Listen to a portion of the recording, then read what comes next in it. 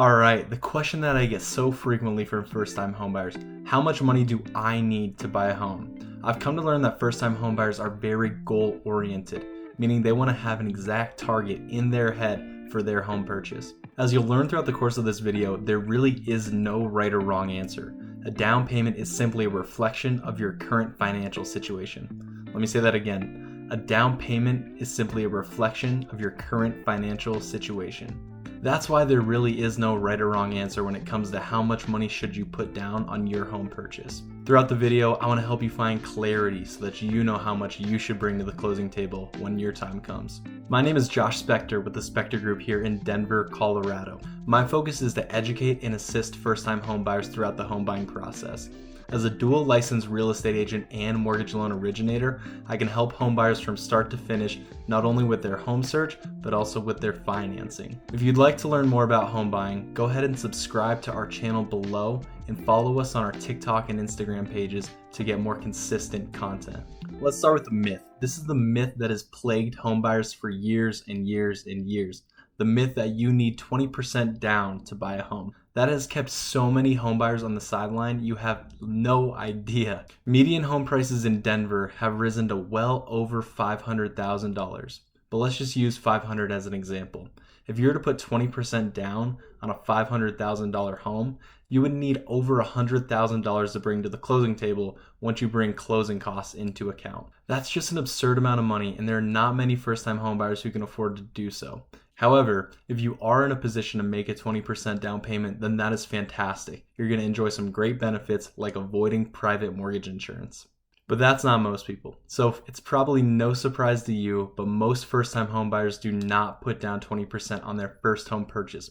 On average, they put down anywhere from 8 to 10%. Some, obviously, that's the average. Some put down less, some put down more. In my personal experience, first-time homebuyers put down an average of 5% on their first home purchase. And 5% is the first down payment option that I want to talk about. If you can get to a 5% down payment, you're going to get a very competitive interest rate, which isn't too far off from the interest rate that you'd receive for a 20% down payment, assuming credit, all things are equal. The downside of using 5% is you will have to have private mortgage insurance on your loan, which is an additional cost to your loan. However, many first-time homebuyers see this as a fair fee in order for them to put down such a low amount on their home purchase.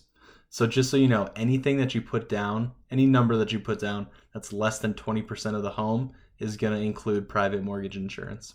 So let's take a look at the math again. If you're to put down 5% on a $500,000 home, you're only bringing $25,000 to the closing table plus closing costs. If you want to take a look at the monthly payment for a 5% down payment on a $500,000 home with taxes and insurance and mortgage insurance all included, go ahead and email me. I'll put my contact information and I'm happy to run some payment quotes for you. The next down payment option is going to be a low or no money down.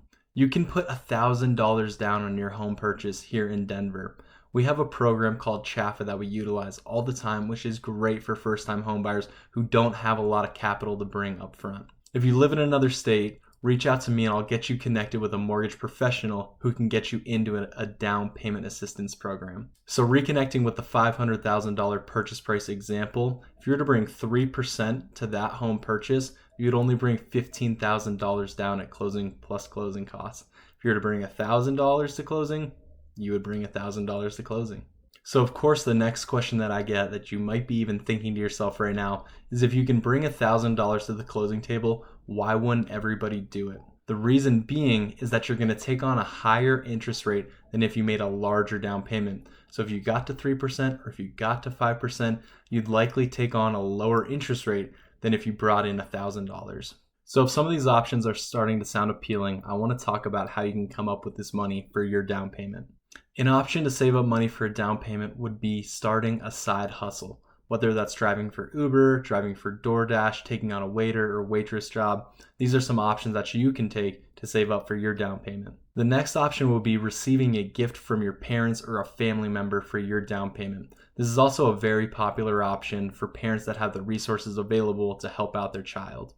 So if you have parents who may be willing to do so, it may be worth asking the question. Next would be another option on leaning on your parents, and it would be living at home with them. Rent in Denver has skyrocketed. It's over $1,400 a month to live here in Denver on average. So if you were to live at home for a year and you save that money, $1,400 a month over 12 months, you'd likely have a down payment at the end of 1 year of living with your parents. All in all, I hope you have clarity on what down payment option may work best for you. Remember, there really is no right or wrong answer. If you can get to 20%, great. Most people can't. So you can settle for one of those 5%, 3%, or $1,000 down loan options. If you want to take a deeper dive into the numbers, feel free to reach out through the links below and we can begin to discuss and roadmap for your home purchase.